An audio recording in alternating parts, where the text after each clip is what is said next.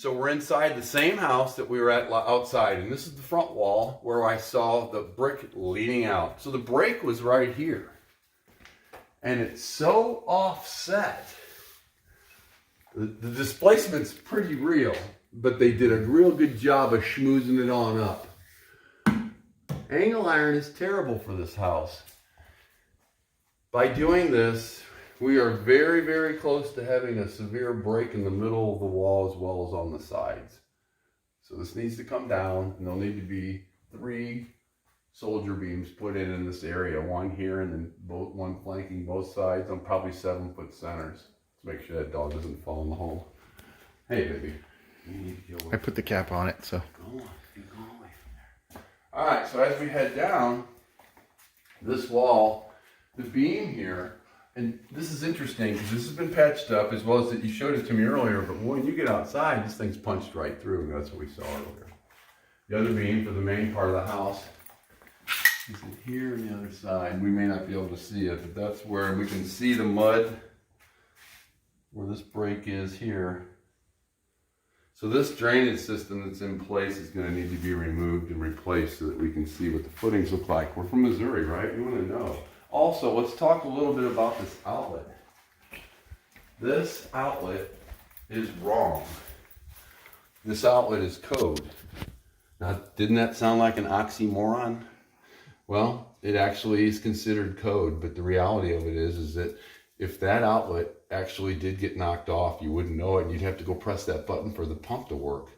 I can sit in a swimming pool with that pump in my lap while it's running, so it's ridiculous. The other thing about the pump is that it just discharged right to the ground outside, so it was like a recirculating pump. We don't need that, so we're going to take that out and away. So by looking at the footings here, we're going to be able to take care of the foundation of the house. And remember, foundation's good, the rest of it's good. So the rear wall of the house, new patio put in this area over here. We can see the breaks in the corner and then several breaks along the way. Now, one of the breaks that brought me to the house was the one that the garage is right at the other top of the steps here. See that staining? Now that's right where that main beam is. So I'm pretty sure we're going to have a break there. So by the drywall coming up 2 feet, and I would suggest you do it the rest of the way around. I'd leave the bathroom alone in the hopes that we wouldn't have to touch it. But probably be good to know in this area. Drywall's cheap and the knowledge is priceless. We really don't see a lot of movement after the rebuild's been done. So it's just going to be a matter of discovery at this point.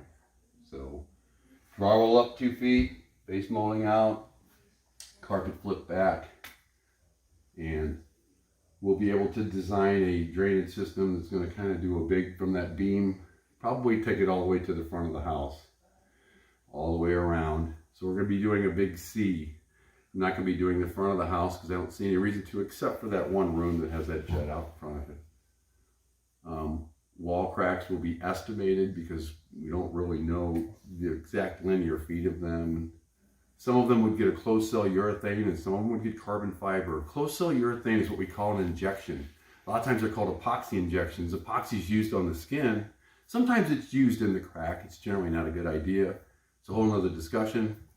Waterproofing is closed cell.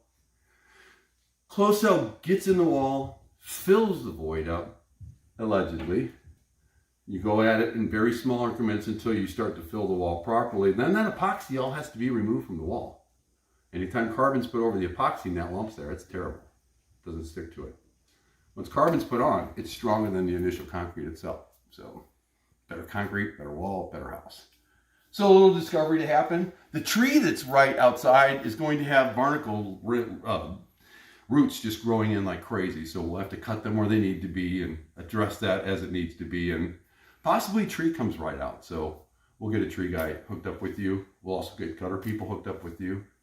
And we can move forward. Thanks, Steve.